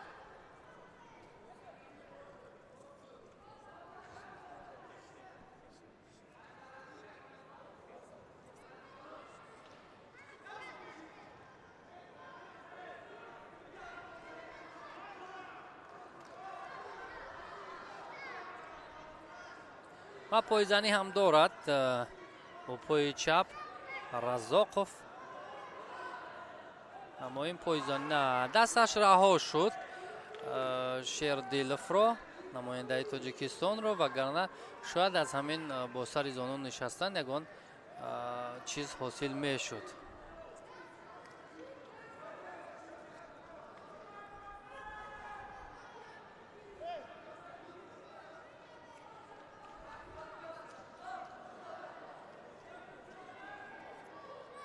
маълум аст ки дар вазни ҷамъи 100 килограмм рақобатҳо суръати баланд касб намекунанд.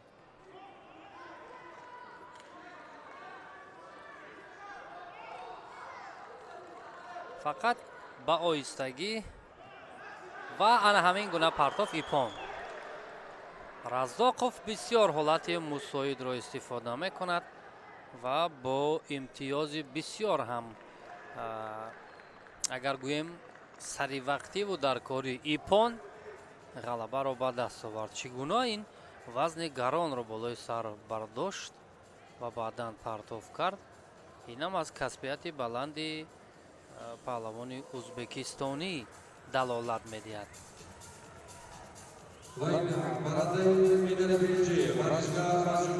ва ҳамин тавр Нодир Раззоқов аз Узбекистон пирӯз гардид.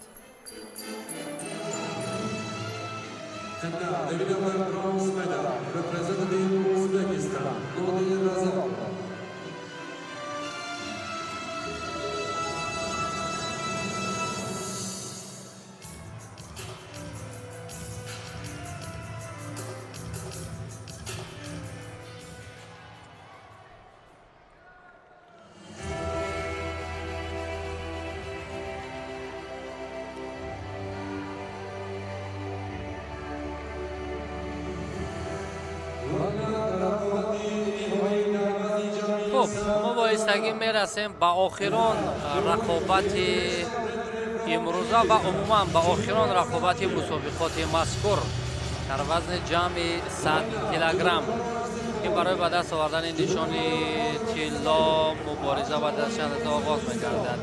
ин Асадбек Шихназаров аст бо ҷудогии сафед аз Узбекистон ки ба майдон ворид мешавад. ва паҳлавони тоҷикистонӣ бошад Абдуллоҷон Бобоев аст.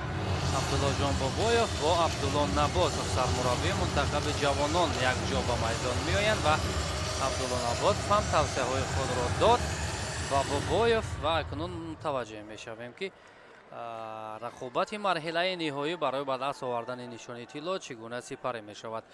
хуб, паҳлавони ӯзбекистонӣ Асадбек Шихназаров сафедпӯш, Абдуллоҷон Бобоев аз Тоҷикистон кабудпӯш. Бубинем тафовут хеле зиёд аст, чун инҷо вазни ҷамъи 100 килограмм аст, паҳлавони мо андак вазни сабуктар дорад ва паҳлавони ӯзбекистонӣ вазни гаронтар.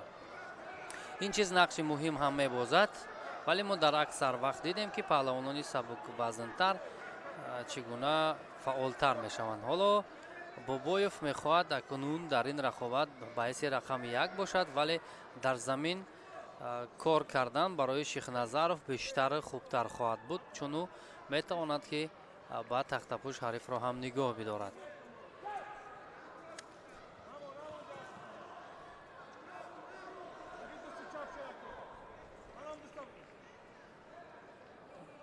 Бобоев рақобатро аз марҳилаи нимниҳоӣ шурӯъ кард. бар муқобили паҳлавони қазоқистонӣ Алмос Темурқулов ки чӣ гуна ӯро зебо шикаст дод ва баъдан роҳашро ба марҳилаи ниҳоӣ овард. Паҳлавони ӯзбекистонӣ бошад дар рақобати аввали худ паҳлавони тоҷикистонӣ Бурҳонзодаро шикаст дод ва баъдан ба марҳилаи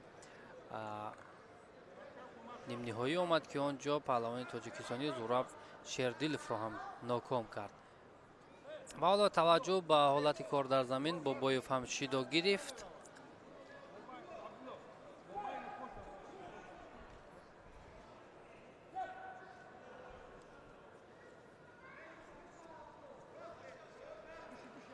албатта маълум аст ки дар ин рӯбарӯ шудани паҳлавони ӯзбекистонӣ бо паҳлавони мо бештар ӯ аз дифоъ кор мегирад ва як ана ҳамин гуна усули камариро истифода мебарад. Бо ҳамин равиш Бобоев тавониста буд, гуфтем, намояндаи Қазоқистонро ҳам шикаст бидиҳад ва ҳоло имкон ҳаст, фақат фишор бештар бояд кард.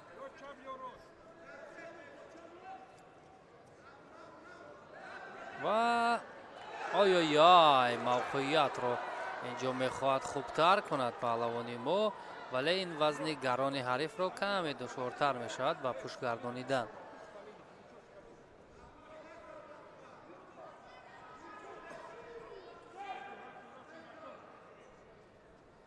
ду дақиқа сипарӣ шуд.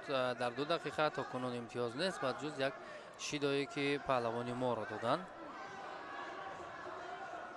Шихназаров мехоҳад ҳарифро наздиктар кунад.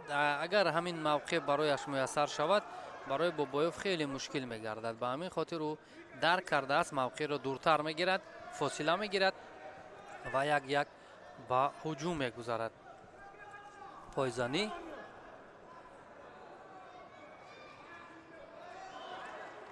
ва метавонад корро дар замин идома диҳад. Бобоев ҳолати буғӣ карданро ҳам истифода барад, вале ин навбат ҳам ӯ муваффақ нашуд.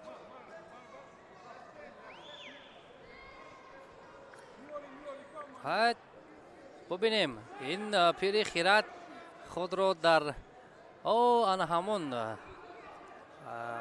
экрани боло дид ва чӣ гуна дастфишурӣ кард, хушҳол ҳам гардид. ва як мавқеияти бисёр ҳам хатарнок барои паҳлавони мо.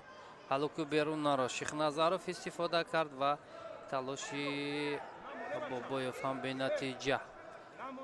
бубинем, бо оҳистагӣ ин нерӯсанҷӣ ба нуқтаи ниҳоӣ наздик мешавад, аммо то кунун имтиёз нест.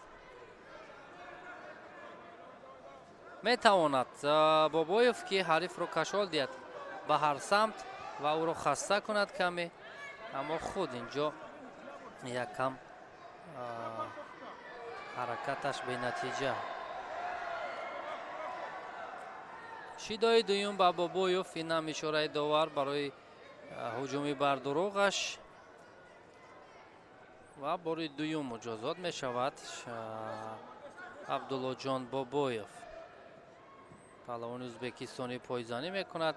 аз боло мавқеиятро дошт, ва ҳоло акунун фикр мекунам барои иҷрои усул Юко наздик буд ки бигирад.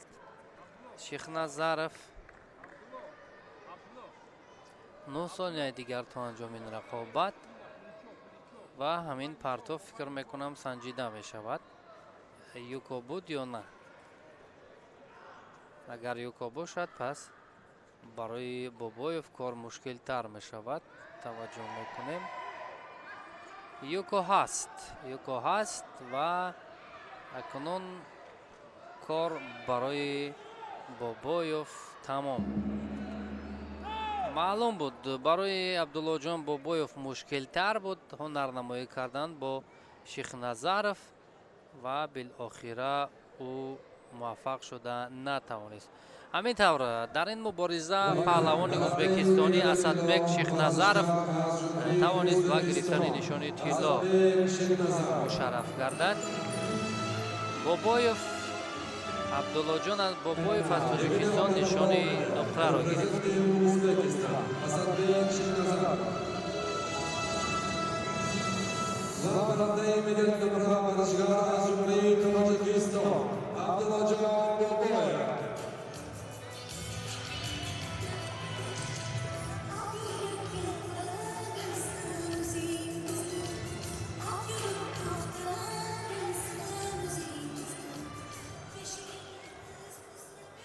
حاضرین و مهمانان گرامی جمله مراسم اجرای اسپوری در وزن 500 کیلوگرم میان مردمان.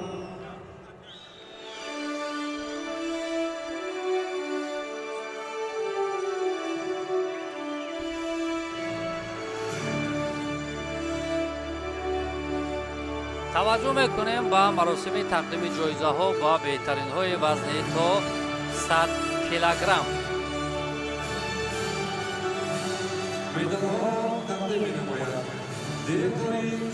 خب دиректори қасби теннис ва маҷмӯи оби шаҳри душанбе собиқ паҳлавони шинохтаи кишвар Сайҷалол Саидзода медалҳоро тақдим мекунад.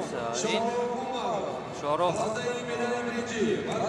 Умаров ва Эмомалӣ Қурбонов ҳар ду паҳлавонони тоҷикистонӣ ҳастанд ки нишонҳои нуқраро биринҷиро ба даст оварданд. Рустам Усаитов нишони нуқра гирифт. Давуд Палтушев аз Қирғизистон ба гирифтани медали тиллои ин вазн мушарраф шуд. Ва акнун Ҷаҳонгир Маҷидов иштирокчии бозиҳои олимпӣ, ҷоизадори чемпионати Осиё, дорандаи нишонҳои Гранд Слам ва ҳамзамон навакак аз бозиҳои ҳамбастагии исломӣ медали биринҷӣ гирифт. Ҷаҳонгир Маҷидов ин дастаки гулҳоро тақдим мекунад ва нафарони арзанда акнун суруди миллии ҷумҳурии Тоҷикистон садо медиҳад.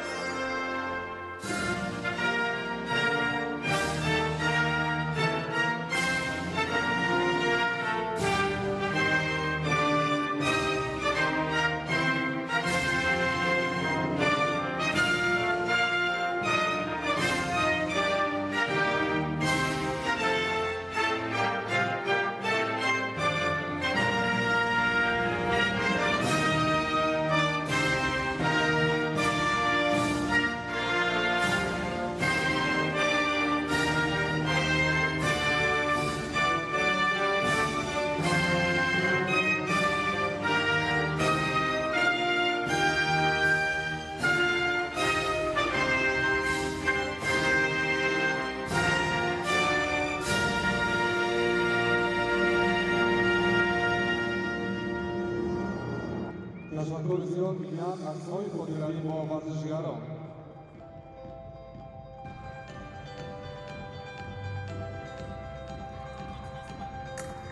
Шорух Умаров аз Тоҷикистон ва ҳамзамон Рустам Қурбонов аз Тоҷикистон ба гирифтани нишонҳои Эмомалӣ Қурбонов ба гирифтани нишонҳои биринҷӣ мушарраф гардиданд. паҳлавони қазоқистони Рустан Улусаитов медали нуқра гирифт ва Давуд Палтушев медали тило аз Қирғизистон.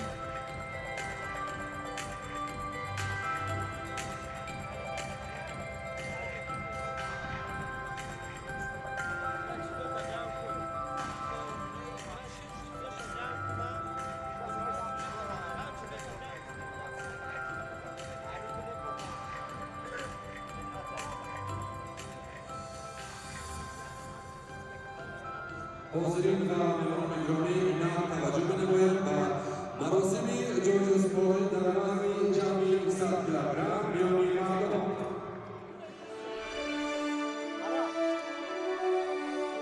خب اکنون ما توجه میکنیم بعد از چند لحظه به مراسم تقدیم الکای برآمدن پهلوانان وزن جمعی 100 کیلوگرم.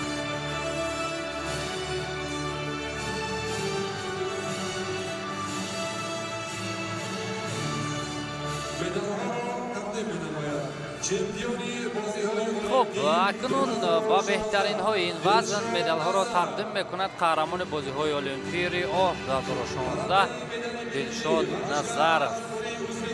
خب نادر رزاقов از ازبکستان و شاهین کردی برهانزاده از تاجیکستان مدال های برنجی را گرفتند. عبدالله جان بابایف از تاجیکستان مدالی نقره گرفت. اسدبек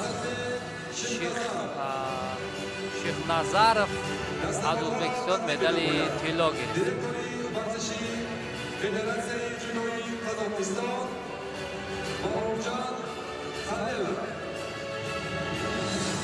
خب اکنون بهترین های وزن جمعی 100 کیلوگرم که آخرین اشتراکچیان این مسابقات به حساب می رفتند قدردانی گردیدند و ما توجه میکنیم که سرود ملی جمهوری ازبکستان با شرافت فیروزی اسدبek شیخ نظرов صدا میدهد.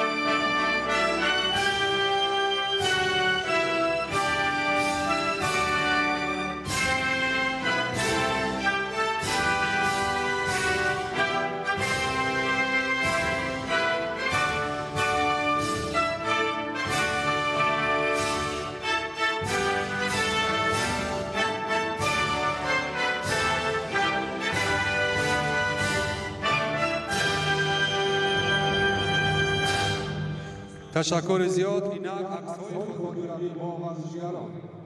خب دوستان ارجمند اکنون 4 روز تلاش و مبارزه در نخستین جام آسیا میان جوانان و نورسان در تاجیکستان نخستین جام آسیا البته بالاخره به نقطه نهایی رسید. اینجا البته خوشی و خوشحالی هم بود. اکثر پهلوانان اشک ریختند، اکثر آنها موفق شدند، اکثر آنها نتوانستند که نتیجه خوب به دست بیارند. به همین طور دوشنبه این مسابقات رو در سطح خیلی عالی میزبانی کرد و شبکه ورزش هم همه این رقابت ها رو برای شما البته که نشان دادند و تشکر به جمع همکاران آمد با نفرانی که برای مخلصان خدمت کردند و این مسابقات رو به طور اعلی انعکاس کردند. من سربان میسایف با شما بودم. خیر.